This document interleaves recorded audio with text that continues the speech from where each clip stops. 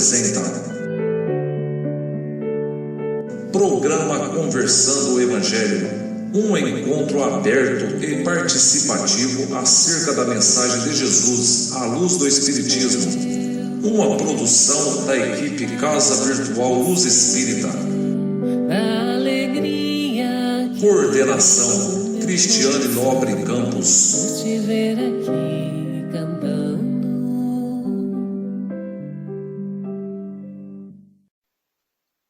Boa noite, meus amigos. É com muita alegria que estamos juntos para mais um programa Conversando o Evangelho.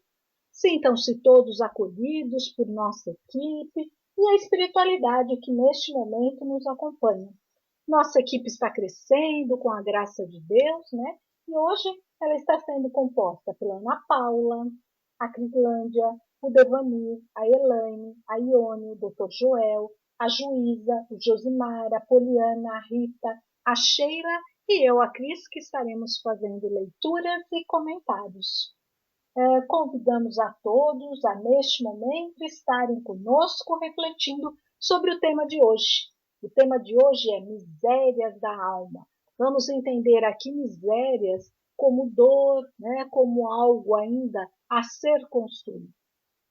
O trecho de hoje é referente a Mateus, capítulo 24, versículos do 7 a 14, e no Evangelho segundo o Espiritismo, capítulo 3, Causas das Misérias Humanas, os itens 6 a 19.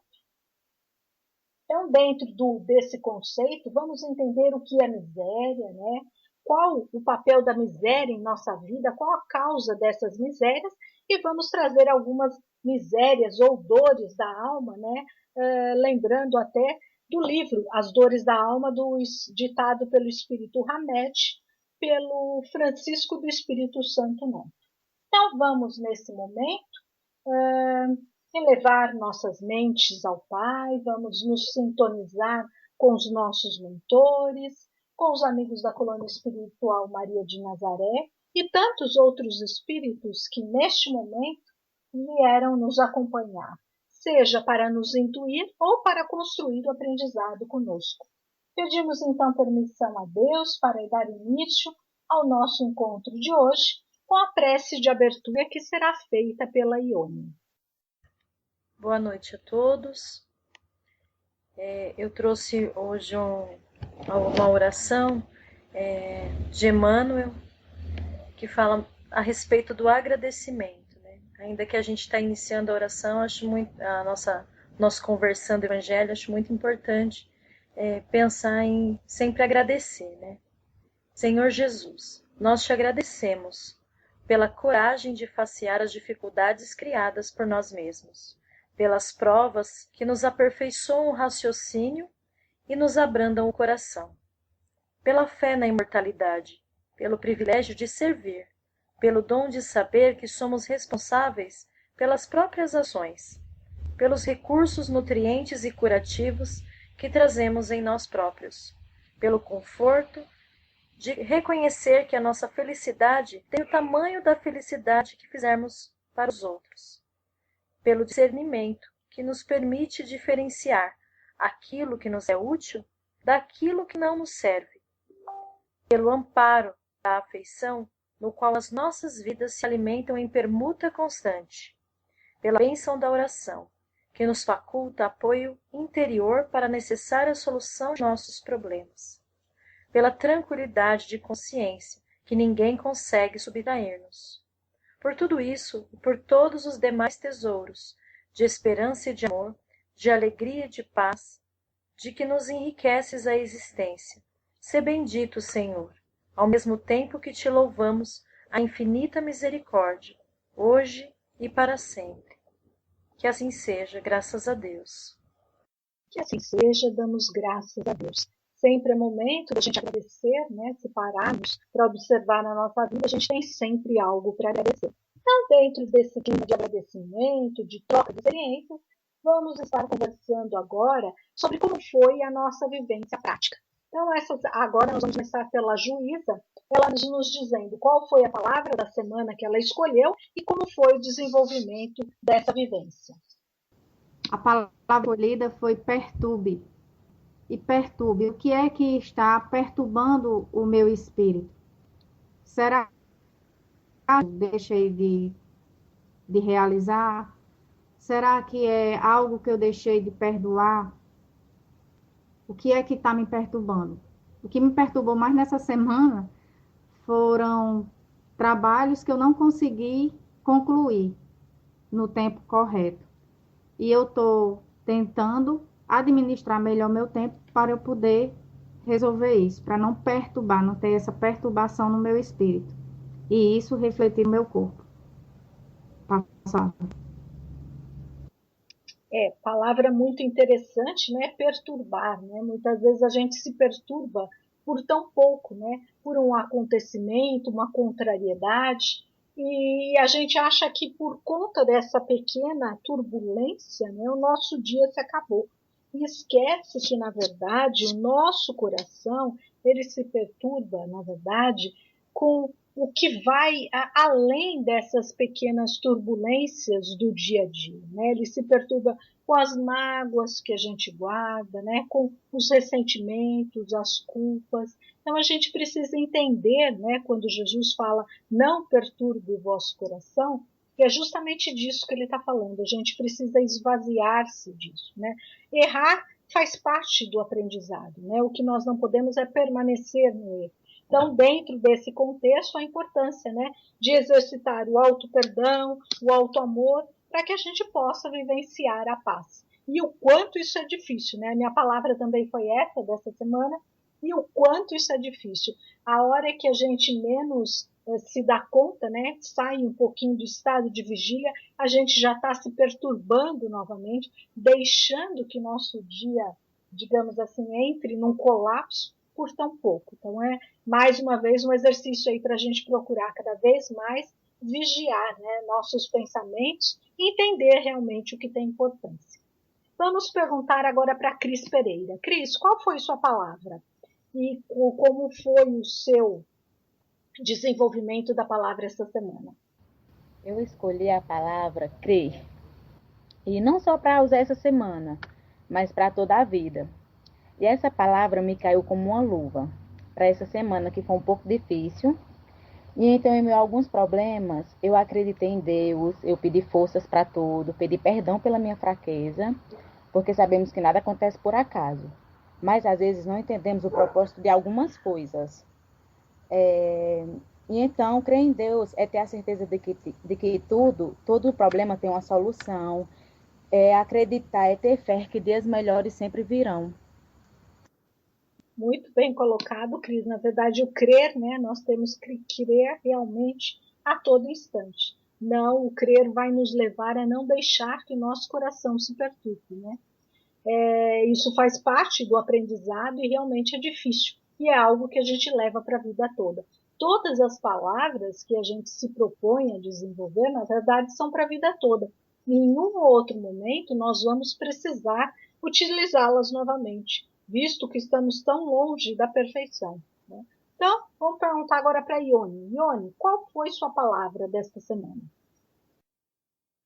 A minha palavra foi coração.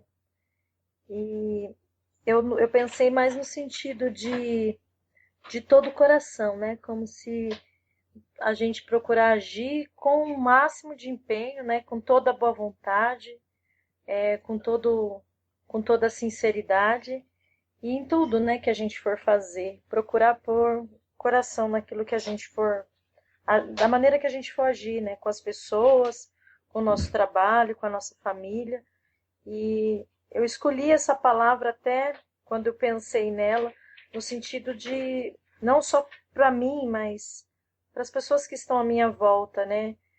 Da gente procurar agir mais pensando em fazer de coração, né? Fazer com carinho, com respeito ao outro, pensar que tudo aquilo que a gente faz tem que ser feito com bastante amor. E foi isso que eu procurei treinar, né, bastante essa semana em todas as minhas ações. Pois é, coração, né? Quantas e quantas vezes a gente deixa de utilizar o coração, né? Numa ação, num pensamento, numa vivência. Daí a importância da gente conseguir, né, coordenar tudo e também o coração. Muitas vezes a gente ou age racionalmente ou age só com o coração. O ideal é que a gente aprenda a agir com o coração, mas agir de forma que não seja com dó, com piedade, né? Não seja aquele consentir por consentir, mas colocar o coração em nossas ações é procurar a melhor forma de agir, é lembrar como Jesus agiria naquela situação e colocar todo aquele carinho, todo aquele amor, né? Quando a gente age assim, na verdade a gente está agindo de coração. Eu falo isso porque algumas vezes a gente confunde, não foi o que a Ione nos trouxe, mas algumas vezes a gente confunde, né, o coração com a paixão. E é completamente diferente, né? O colocar o coração é colocar esse amor, né, esse carinho, essa fraternidade. E é um exercício tão difícil de ser vivido, né? Porque na correria do dia a dia às vezes escapa e a gente acaba não fazendo dessa forma, né? Então, dando continuidade, vamos perguntar agora para o Devanir. Devanir, qual foi sua palavra e como foi a sua vivência? Bom, a minha palavra também foi não se perturbe o vosso coração, mais ou menos na linha de raciocínio que a Juíza já explicou e também no entendimento que você colocou, Cris, que eu tentei colocar esta palavra perturbe no sentido de aplicar ela para que procure me perturbar ou descontrolar meus pensamentos com menos as atitudes, com menos a intenção de não me perturbar com pequenos detalhes dos aparelhos do dia a dia, por não terem acontecido como eu queria, procurando lembrar que a minha saúde e o meu caminhar espiritual nesta vida vale muito, e sinto que será mais tranquilo se eu procurar me controlar e não perturbar-me tão facilmente. É mais ou menos isso, na mesma linha de raciocínio que vocês já colocaram. Muito bom, Devanir. Você fechou, na verdade, tudo que foi colocado aqui. O seu perturbar, na verdade, englobou tudo. Englobou o amor, englobou tudo o que foi falado de uma forma muito concreta, né? Dessa forma que a gente tem que agir, tem que colocar em ação. Dando continuidade, então, pedimos a Cris Pereira que proceda com a leitura do Evangelho de hoje. Porquanto se levantará nação contra nação, o reino contra reino, e haverá fomes e pestes, e terremotos em vários lugares. Mas todas estas coisas são o princípio de dores. Então vos hão de entregar para seres atormentados, e matar-vos-ão, e sereis odiados de todas as nações por causa do meu nome. Nesse tempo, muitos serão escandalizados, e trair-se-ão uns aos outros, e uns aos outros se odiarão, e surgirão muitos falsos profetas, e enganarão a muitos. E por se multiplicar a iniquidade, o amor de muitos esfriará, mas aquele que perseverar até o fim, esse será salvo. E este evangelho do reino será pregado em todo o mundo. Mateus, capítulo 24, versículos do 7 ao 14, do Novo Testamento, tradução Haroldo Dutra Dias. Bem, o trechinho do Evangelho nos fala das dores, né, as dores da alma, ou as misérias da alma, né, nos dá até uma dica de como essas misérias se estabelecerão e por quê. Né? Então vamos passar para os nossos questionamentos, perguntando o primeiro questionamento para Sheila. Sheila, o que podemos entender por misérias ou dores da alma? Você pode nos explicar? Podemos entender por miséria da alma sentimentos e atitudes e posturas que temos que nos atingem tanto fisicamente como espiritualmente, não nos deixando, de certa forma, seguir em frente rumo à evolução moral. De certa forma, muitas vezes, uma dessas misérias leva a outra, se assim nós não conseguirmos controlá-las e remediar isso para que possamos seguir em frente de acordo com aquilo que havíamos planejado no plano espiritual.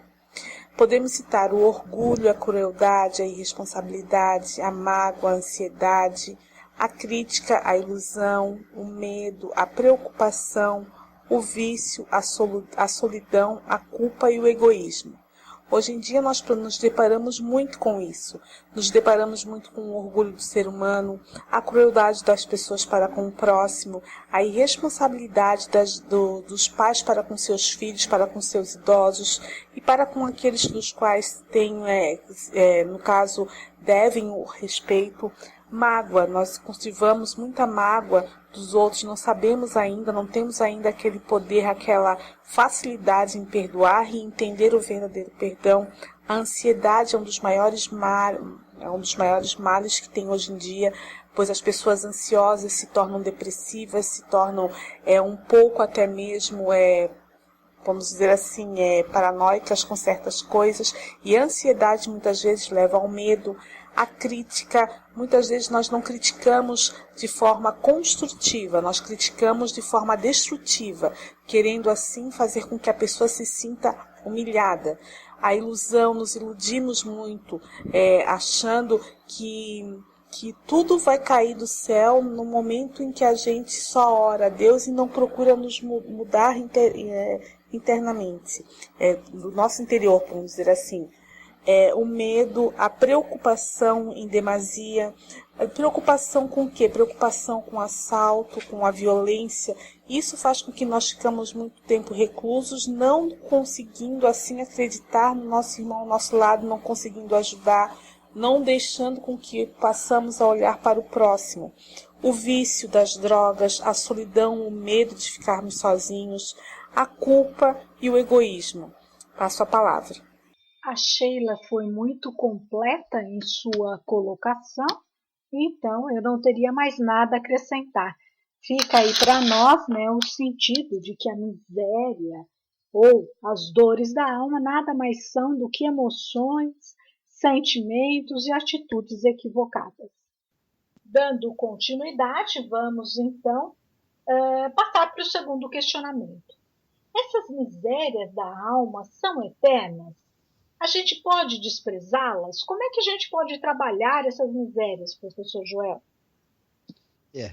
Na verdade, temos que nos embasar na doutrina do Consolador Prometido, especialmente nos ensinamentos que o Divino Mestre Jesus deixou para nós e manifestou a vontade do Pai, que é Deus, afirmando que nenhuma de suas ovelhas do seu aprisco iria se perder. É claro que Cristo referia-se à humanidade. E dentro destes termos, se nenhuma de suas ovelhas irá perder-se, considerando que essas ovelhas têm aquelas que estão no bom caminho, outras no mau caminho, outras na criminalidade e assim por diante, tendo comprometimento terríveis na sequência evolutiva da humanidade, elas também irão salvar-se. Então, na eternidade, as dores da alma, as misérias da alma, elas não são eternas. Com certeza a pessoa irá obter a sua cura. Só que é necessário que lembremos que nós, quando falamos em interiorização dos conhecimentos, estamos nos referindo a um fato que a doutrina espírita compreende perfeitamente nos dias atuais. Ou seja, através, especialmente do nosso sistema nervoso central, passa para o inconsciente, do inconsciente passa para o perispírito e do perispírito, conforme se nós não seguirmos os ensinamentos de Jesus, surgem lesões, surgem doenças que poderemos chamar de dores ou que irão permitir ser a base para extravasarem-se as misérias da alma dentro da vida da pessoa que é eterna. Então é necessário que comparemos, ou melhor, nem comparemos, nós somos muito mais em termos de aprimoramento e perfeição e estamos destinados a ser os computadores a nível de planeta Terra mais perfeitos espiritualmente falando, porque das nossas atitudes, dos nossos pensamentos, dos nossos fracassos, da nossa transgressão contra as leis divinas, sempre irão ficar registros primeiro no perispírito, mas depois desse perispírito existem projeções que Jorge Andréa chama, porque está vivo ainda, de núcleos de potenciação, ficam registrados e configuram as doenças que com certeza um dia precisarão marchar evolutivamente para o processo de cura, porque Deus é amor. E nenhuma das ovelhas do Pai, porque ele assim recomendou ao Mestre Jesus, irá perder-se na eternidade. E assim por diante nós poderíamos prosseguir desenvolvendo estas ideias na pluralidade das vidas, na pluralidade dos mundos habitados. Por maiores que sejam nossas misérias sediadas em nossas almas, com certeza, pelo processo de emersão, através das reencarnações, e filtrar-se-ão através do corpo, ou provocando patogenias, ou o próprio ser espiritual encarnado irá se autotransformar. E nessa autotransformação, não somente já está perdoado por Deus, que é amor dos seus pecados, mas como também ele já terá sofrido ou sofrerá com certeza a sua reforma íntima para marchar em direção ao porvir de felicidade. Eu não sei se eu consegui dizer do jeito como tu gostaria, minha irmã, mas foi isso que eu pensei. Com a palavra, minha querida. O senhor trouxe muito bem o conceito e a resposta, né, até abrangendo. Então, ficou fácil, né, professor Joel, perceber que essas dores, na verdade, elas são transitórias, né, fazem parte do processo de crescimento. Se estagnarmos nelas, com certeza levaremos mais tempo para podermos vivenciar outras formas, né, de experimentar aí, de aprendizado. Então, dando continuidade aos questionamentos, que tem tudo a ver com o que o senhor falou, nós vamos perguntar para a juíza. Juíza, de que forma nós podemos ver essas misérias? O professor já nos trouxe o conceito, né? Mas vamos ver se você consegue aprofundar um pouquinho. Essas misérias, essas dores, alterando o nosso organismo em forma de doenças. Bom, nosso ser, como nós sabemos, né, é constituído por espírito, perispírito e corpo físico, os quais eles estão interligados e interagindo entre si. Portanto, algo que atinja um deles irá refletir nos demais. Nós vemos também nas diversas obras espíritas que as doenças das quais somos afligidos nascem no nosso espírito. Sentimentos e emoções que irão perturbar o espírito será refletido no nosso corpo físico, pois gerou uma energia ruim, que nos trará uma doença. É a lei da ação e reação. Diante disso, temos que estar sempre atentos e seguir orando e vigiando, porque atos, emoções e sentimentos que não geram energia boa, irão gerar uma energia ruim que desencadeará algo no nosso espírito, sendo isso refletido no nosso corpo físico, seja de imediato ou a um longo tempo. Passa a palavra. Então, a juíza nos explicou aí que todos esses males, essas dores da alma, elas vão de forma indireta refletir no nosso corpo físico. Então, conforme a gente for se libertando delas, com certeza nós vamos adquirir um maior equilíbrio físico e espiritual, por consequência teremos um corpo mais saudável. Então, dando continuidade aos nossos questionamentos, nós vamos passar agora para perguntar para a Elaine. Então, vamos entender, a gente já entendeu essas misérias, essas dores, né? De que forma elas procedem, que elas podem atacar o nosso organismo físico, né? Então, agora nós vamos trabalhar algumas dessas dores isoladamente. Então, nós vamos começar com a Elaine perguntando: como é que a gente pode entender a miséria, a dor da alma, chamada orgulho, Elaine? Fala-se muito das misérias humanas, fala-se sobremaneira da miséria econômica.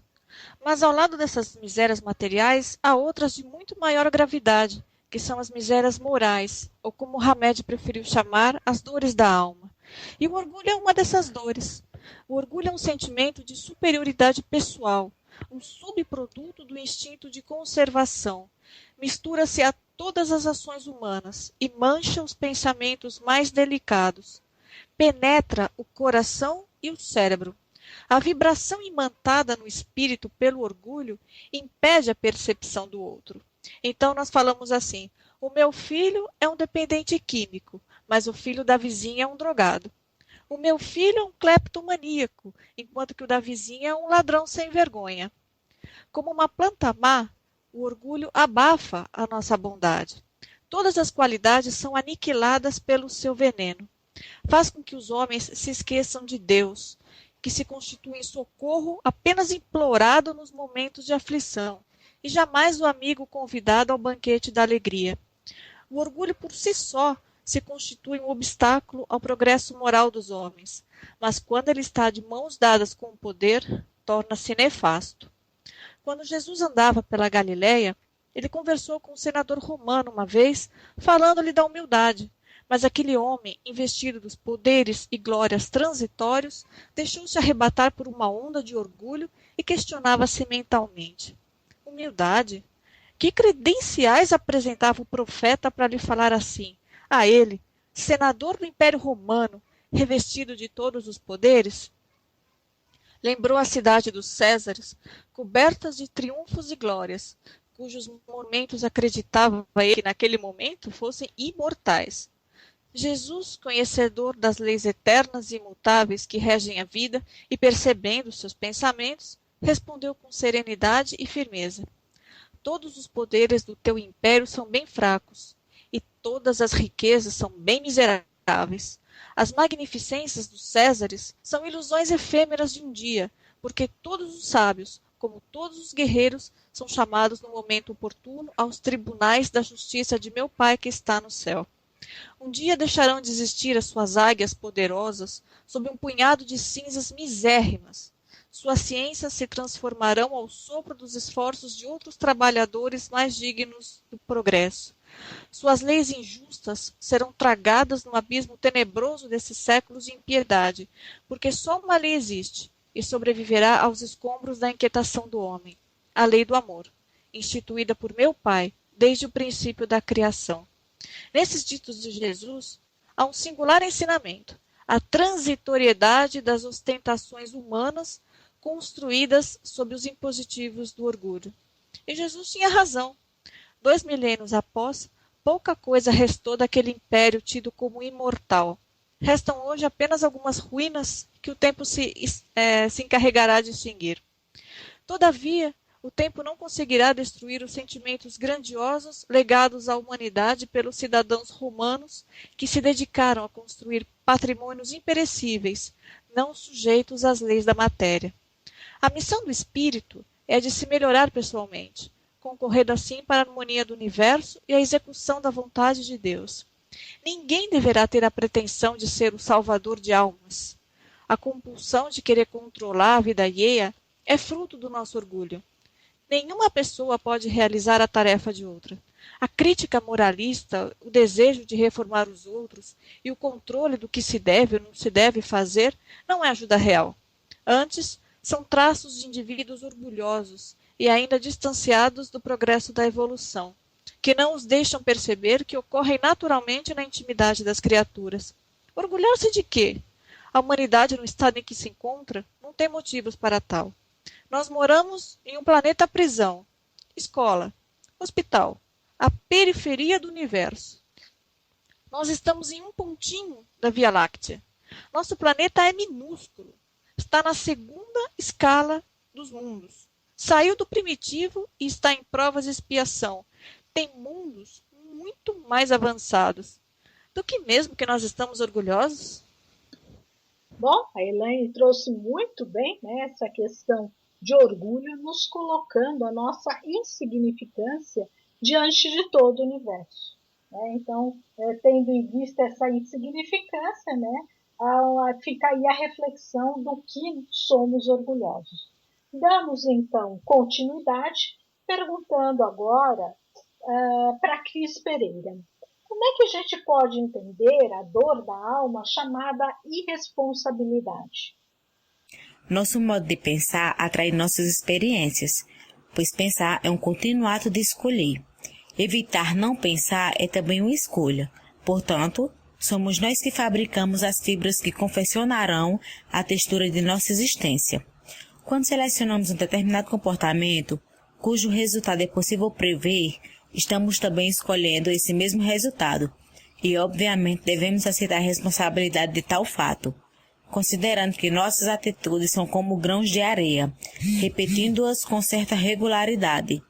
Criemos pequenos montes, tudo se inicia com diminutos grãos de areia. Inicialmente, formam uma colina, logo depois um morro, e com constante repetição dessas mesmas atitudes, erguem-se enormes montanhas, e finalmente uma cordilheira.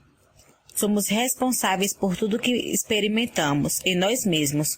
Enfim, criamos a nossa própria realidade.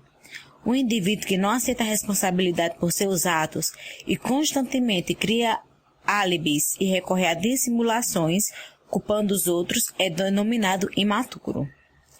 Os amadurecidos atingem um bom nível de relacionamento consigo mesmo e, consequentemente, com os outros. Por isso, resolvem facilmente tanto os conflitos internos como os externos.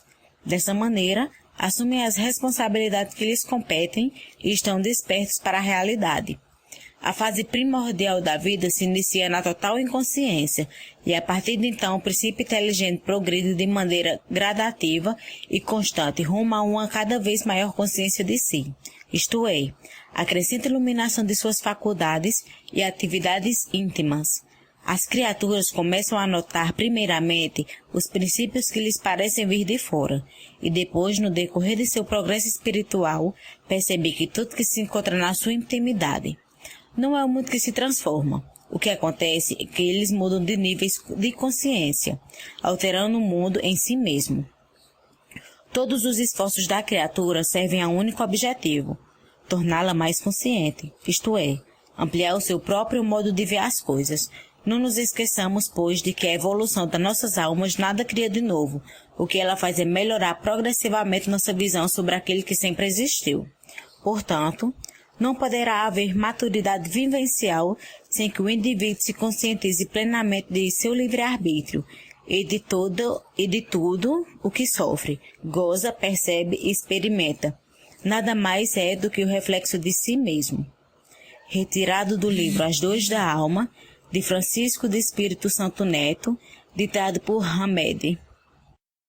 A Cris Pereira, então, nos trouxe, o conceito de responsabilidade, o que isso nos causa. Muito interessante a comparação com os grãos de areia, porque uma pequena atitude hoje, uma pequena atitude amanhã, e nós vamos formando aquelas montanhas, cordilheiras, que acabam ficando intransponíveis.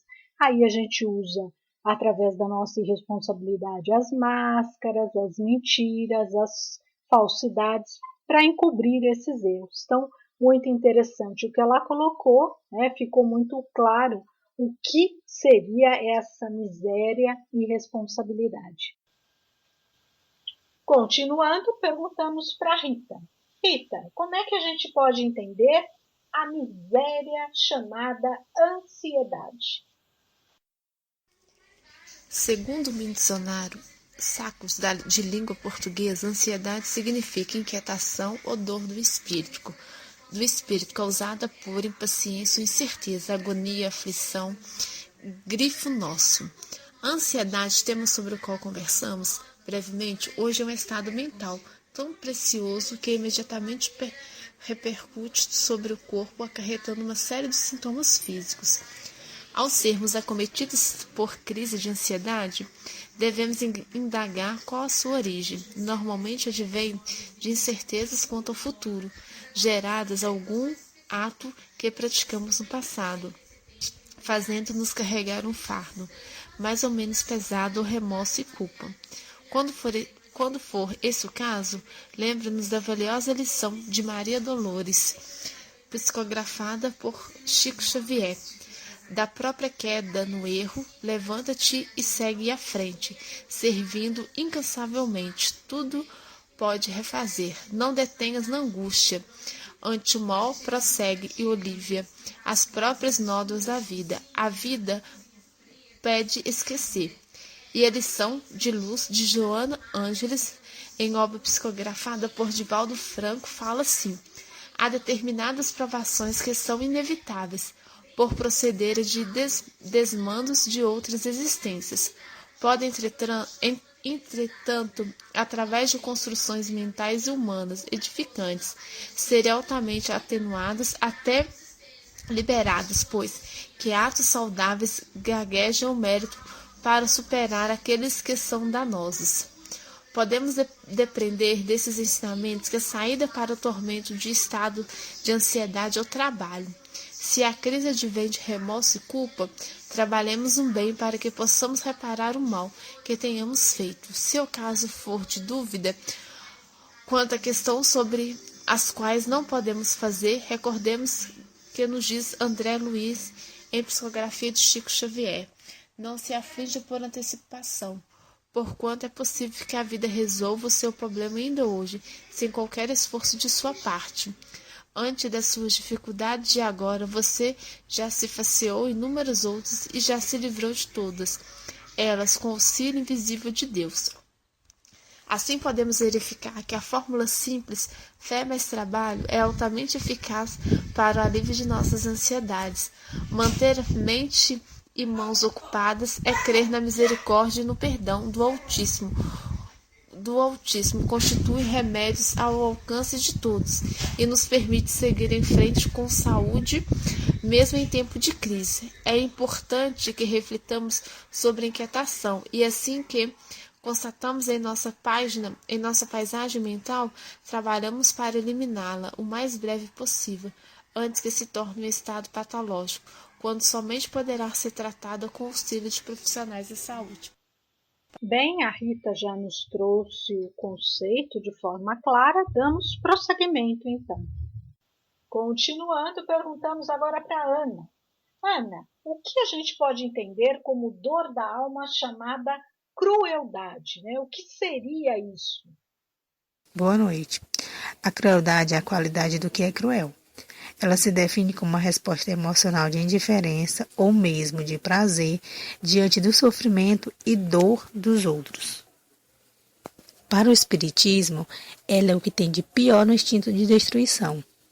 E a destruição constitui uma necessidade, mas o mesmo não se dá com a crueldade, que é sempre resultado de uma natureza má. Nos povos primitivos, a crueldade predomina, face à preponderância da matéria sobre o espírito. Como não experimentam outras necessidades senão as da matéria, o instinto de conservação os torna, em geral, cruéis. Além disso, estes povos se conservam sob o império de espíritos igualmente pouco evoluídos, que com eles se afinizam até que venham se libertar dessa influência.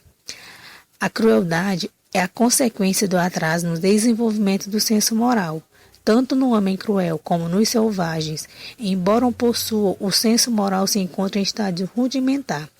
À medida que vão desenvolvendo este senso, neutralizam os instintos materiais, tornando-se bons e humanos. Kardec comenta que todas as faculdades existem no homem e se desenvolvem conforme as circunstâncias. Porém, explica também que o desenvolvimento excessivo de umas detém ou neutraliza os das outras. Com a evolução do senso moral, o homem enfraquece pouco a pouco as faculdades puramente animais. No seio das civilizações mais adiantadas, pode-se encontrar espíritos tão cruéis quanto os selvagens, que encarnam entre homens adiantados como meio de também se adiantarem. Não conseguindo vencer a prova, deixam predominar a natureza primitiva. Passa a palavra. A Ana definiu muito bem, né, o que seria essa miséria, essa dor da alma chamada crueldade, né? E eu trago aqui de Hamed uma frase que ele diz assim: a autocrueldade é, sem dúvida, a mais dissimulada de todas as opressões. E ele fala que de todas as violências que padecemos, né, as que fazemos contra nós mesmos são as que mais nos fazem sofrer. Então, a crueldade ela não vai atingir só aquele, o outro, como a gente pode ser cruel conosco mesmo. E a crueldade nada mais é do que um ato agressivo, né, que ocorre neste mundo, tendo como origem básica uma criatura que ainda não aprendeu a amar. Então a gente entende aí de tudo que a Ana falou, que a crueldade, na verdade, é a falta de amor. E agora, perguntando para o Devanir, a gente pergunta, Devanir, é considerado também como uma miséria ou uma dor da alma a ilusão? Como a gente pode entender isso? Bem, miséria, como entender miséria da ilusão? Eu digo, no meu entendimento, que toda pessoa que modela suas reações emocionais através dos critérios dos outros estabelece para si metas ilusórias na vida, o que já constitui uma miséria espiritual. Constantemente criamos fantasias em nossa mente, bloqueamos nossa consciência e recusamos aceitar a verdade, as coisas ou os fatos de nossa vida que nos são inadmissíveis. Quando mais sonhos ilógicos, mais cresce a luta para materializá-los, levando certamente os indivíduos a se tornarem prisioneiros de um círculo vicioso e, como resultado, a sofrerem constantes frustrações e decepções. Um exemplo de ilusão é a tendência exagerada de certas pessoas em querer fazer tudo com perfeição, querer ser o modelo perfeito. Essa atitude ilusória as coloca em situações de miséria espiritual desesperadora. O perfeccionismo é, por certo, a mais comum das ilusões e, inquestionavelmente, uma das mais catastróficas quando interfere nos relacionamentos humanos. Uma pessoa perfeita exigirá apenas companheiros perfeitos. A sensação de que podemos controlar a vida dos que nos são próximos, principalmente de parentes, amigos, também é uma das mais frequentes ilusões, e nem sempre é fácil diferenciar a ilusão de controlar e a realidade de amar e compreender. A ação de controlar os outros se transforma com o passar do tempo em um nó que estrangula lentamente as mais queridas afeições. Se continuarmos a manter essa atitude manipuladora, veremos em breve extinguir o amor dos que convivem conosco. Eles poderão permanecer ao nosso lado por fidelidade, jamais por carinho e prazer. Algumas vezes escolhemos amizades inadequadas, não analisamos suas limitações e possibilidades de doação, afeto e sinceridade.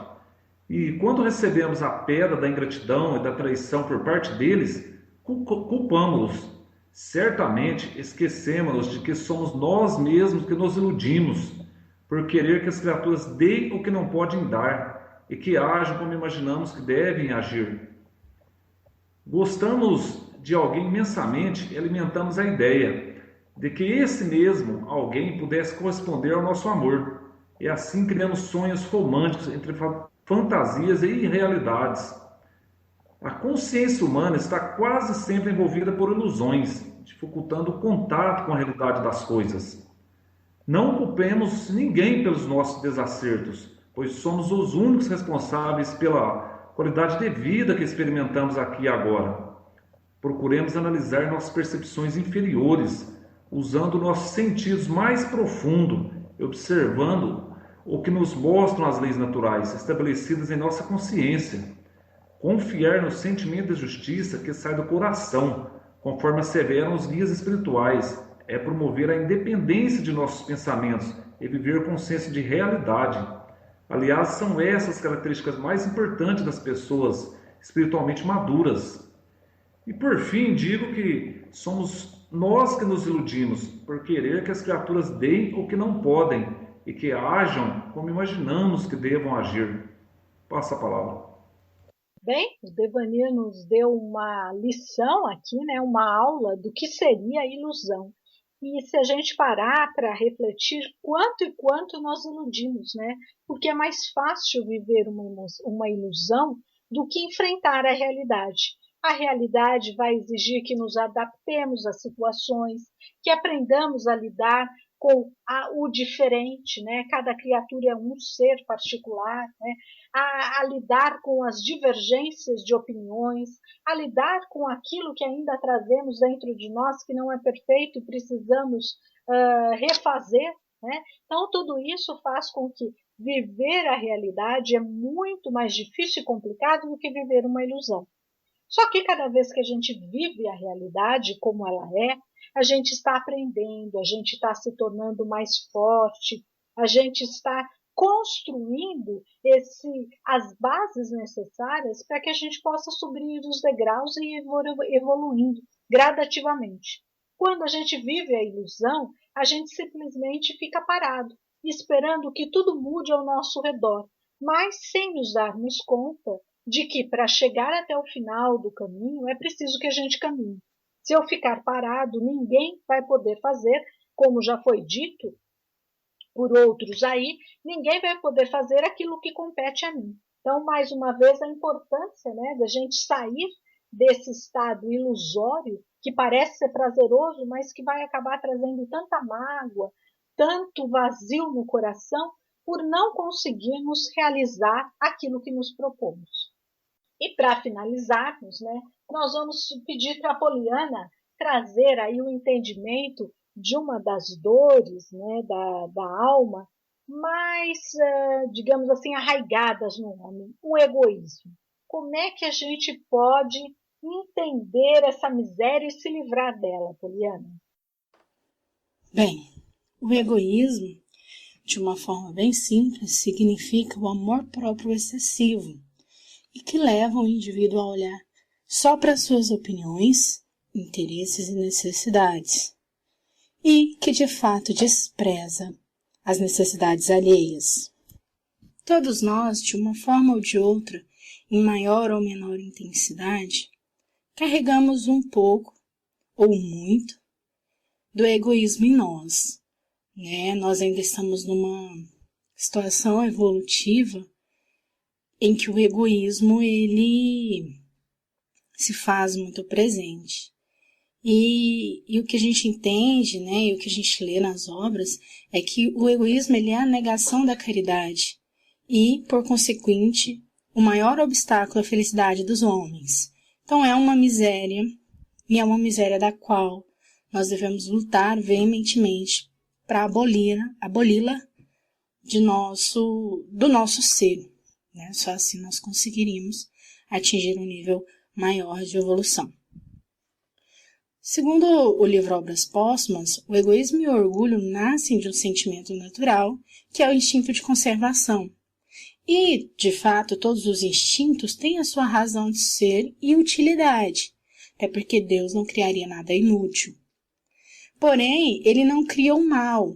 O homem, nós, é que produzimos esse mal, abusando desses dons de Deus, em virtude do que? Do nosso livre-arbítrio. Então, o sentimento em si, ele não tem o peso. O problema é o que nós fazemos, é o limite que nós damos a esse sentimento. O exagero é que torna o mal, que torna o egoísmo, um sentimento pernicioso. E é o que acontece com todas as paixões que já foram citadas acima. De fato, o homem ele não foi criado egoísta nem orgulhoso por Deus. Deus nos cria simples e ignorante. O problema é que nós nos fazemos egoístas e orgulhosos e exageramos esse instinto, né? E daí demanda N outros problemas por sermos orgulhosos e egoístas. Então, ainda nessa obra, que são as obras póstumas de Kardec, ele pergunta qual dos vícios pode ser considerado o mais radical, né? E aí a resposta é justamente o egoísmo, porque dele deriva todo o mal. E que se formos estudar e observar todos os vícios que nós temos, no fundo, em todos eles, o egoísmo está presente. E daí, de todas as misérias que nós vemos comentando, que os colegas vêm comentando ao longo do texto, o egoísmo é aquele que, né, segundo Kardec, de todos aqueles, né, eles não serão extintos, eles não serão extinguidos em nós, a não ser que nós ataquemos o mal pela raiz, que é combater justamente o egoísmo. E aí ele continua: quem quiser desta vida ir aproximando-se da perfeição moral, deve expurgar o seu coração de todo sentimento de egoísmo, visto ser o egoísmo incompatível com a justiça, o amor e a caridade. Ele neutraliza todas as outras qualidades, ou seja, a miséria do egoísmo deve ser veementemente combatida por nós sempre. Passa a palavra. A Poliana já apresentou tão bem, né, essa miséria e egoísmo, que eu não teria mais nada a estar acrescentando. E agora, finalizando tudo o que nós colocamos, nós vamos perguntar para Ione hoje. Ione, como evoluirmos, como a gente pode evoluir diante de todas essas misérias, essas dores da alma que a gente traz? Como é que a gente pode evoluir com tudo isso? Combatendo, né, os nossos defeitos, incentivando as virtudes e buscando a nossa reforma íntima. À luz sempre do nosso Evangelho, né, o Evangelho do nosso Senhor Jesus. A dor é a condição da alegria e o preço da virtude. E a virtude é o bem mais precioso que há no universo. Quando nos preocuparmos mais com a nossa espiritualidade, né, do que propriamente com a materialidade, certamente nos aproximaremos mais dessa perfeição a que estamos destinados, né? Sendo mais felizes, ainda que vicissitudes, né, ou alterações, instabilidades, dificuldades, obstáculos surjam em nosso caminho, compreendendo que essas supostas adversidades desaparecerão na medida em que a gente enfrentar, né, a situação com esperança, com muita fé em Deus, com altivez, né, sem lamentações e sempre com sabedoria, pois Deus, que é amor, não nos criou para o sofrimento, mas sim para a felicidade. No livro Um Modo de Entender, Uma Nova Forma de Viver, de Francisco do Espírito Santo Neto, ditado por Hamed, encontramos uma belíssima mensagem, lição 12, com o título Sofrimento, que exemplifica bem as considerações que estamos fazendo, quando diz: eu não sou sofredor, eu estou sofredor. Ser e estar são angulações diferenciadas, que influenciam sobremaneira o psiquismo na estrutura da alma em evolução. Sofrer é, portanto,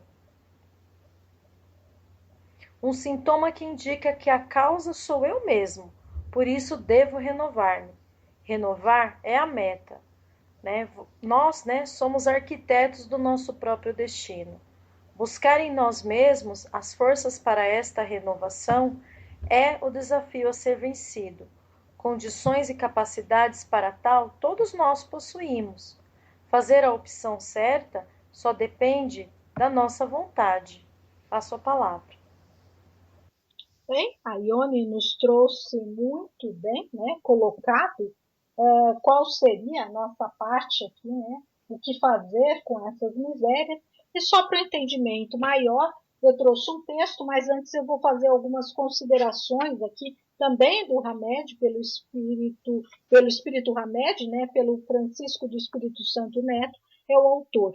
Eu gosto muito que ele coloca um exemplo. Ele diz assim: nenhuma pessoa se queixa das pedras por serem duras, nem tampouco da cachoeira por ser úmida.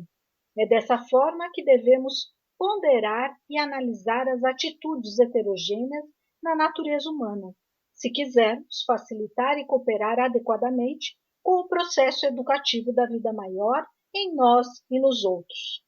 As pessoas, entretanto, tendem a condenar e punir, olvidando-se de que todos somos alunos, não malfeitores, na escola da vida, que as dores da alma, as misérias da alma, são as educadoras ou instrutoras particulares que a harmonia da vida nos concedeu para vencermos bloqueios e obstáculos íntimos.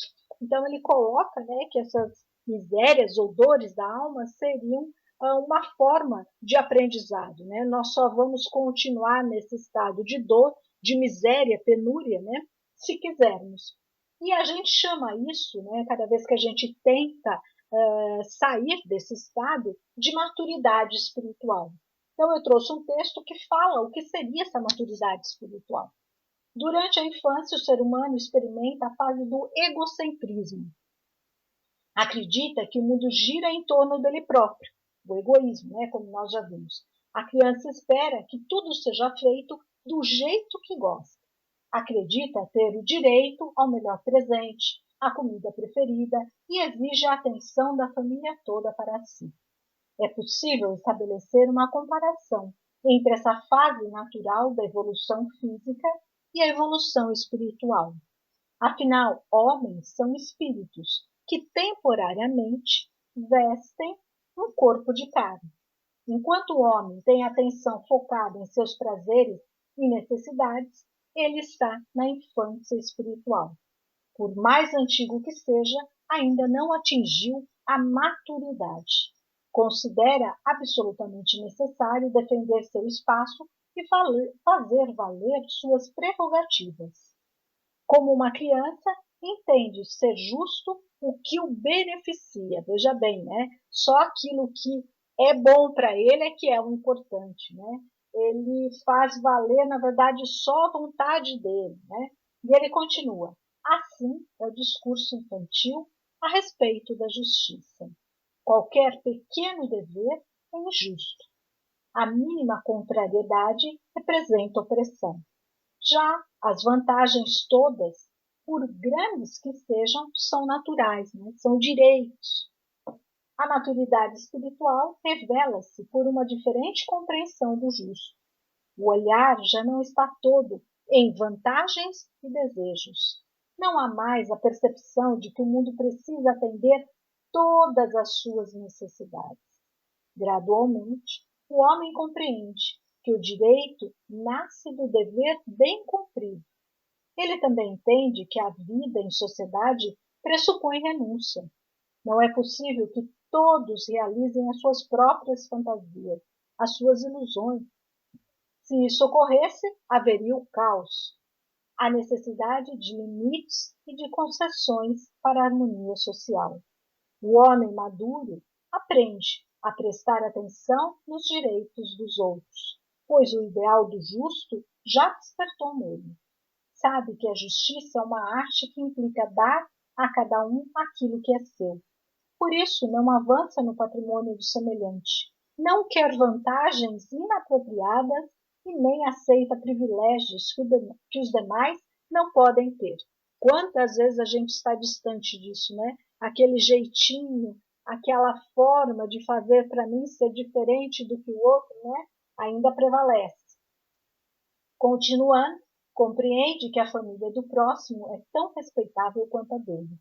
Sabe que o patrimônio público é sagrado, pois voltado ao atendimento das necessidades coletivas. Respeita profundamente a honra e as construções afetivas dos outros. Seu senso ético não lhe permite baixezas, razão pela qual também tem a própria honra em grande conta. O espetáculo das misérias humanas revela o quanto ainda são imaturas as crianças sobre o prisma espiritual. Entretanto, todas serão conduzidas à maturidade por meios infalíveis de que a vida dispõe. Cedo ou tarde compreenderão quão pouco adianta amelhar bens e posições à custa da própria dignidade. Quem se permite baixezas tem um despertar terrível após a morte do corpo. Assimila que, na cata de vantagens, se tornou um mendigo na verdadeira vida. Percebe que sacrificou o permanente pelo transitório e perdeu tempo, pois terá de recomeçar o aprendizado. Essa mensagem foi extraída do site Redação do Momento Espírita. Então aqui deu para a gente perceber o sentido, né, que é colocado no Evangelho, não de dores da alma, mas de miséria, né, no sentido de que a gente deixou, na verdade, né, ficou mendigando por coisas tão pequenas e esquecemos de batalhar para conquistar aquilo que realmente tem importância. Então, vamos desejando a todos, né, uma boa noite Antes disso, vamos pedir ao professor Joel que proceda com nossa prece de encerramento.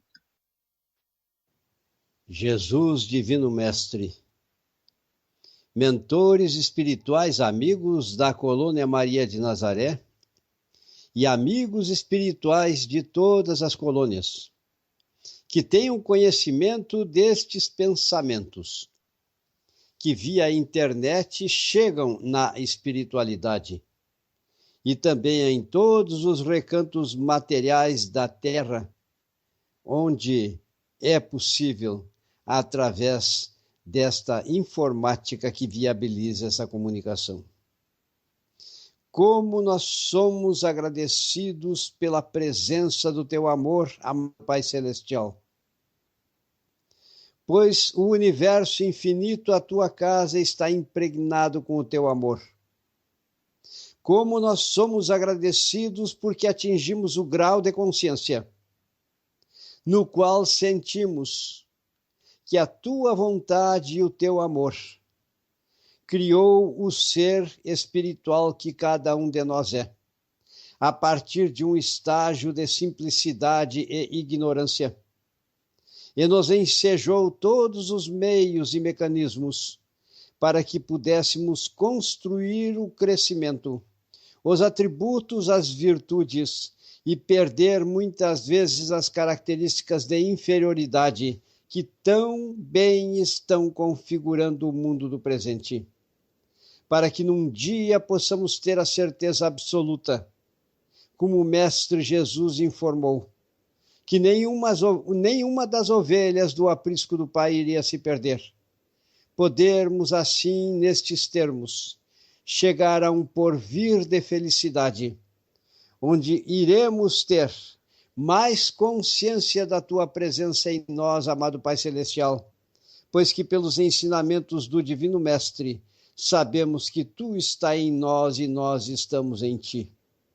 Ajudai-nos, pois, espíritos amigos, protagonistas do trabalho que o Divino Mestre deixou na forma de seus ensinamentos, para que possamos fazer o nosso percurso evolutivo, reabilitarmos-nos, obtermos o nosso auto-perdão, perdoarmos aos nossos inimigos e repararmos todas as nossas faltas e desenvolvermos todas as virtudes necessárias em nossa senda eterna, através do aprendizado dos conhecimentos que fazem parte da sabedoria divina, pois só assim, com virtudes, atributos e saber, chegaremos até ti sentindo a tua presença numa magnitude imensa, amado Pai Celestial.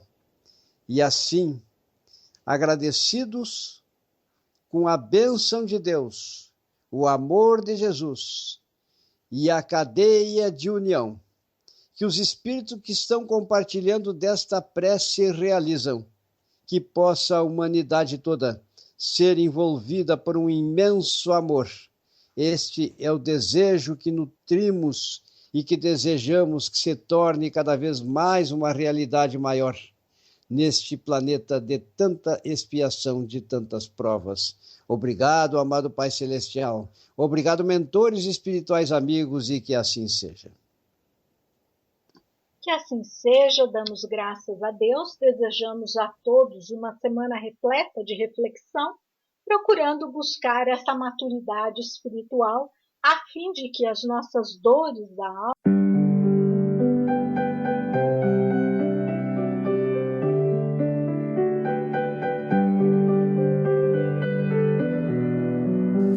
Rádio Cavile apresentou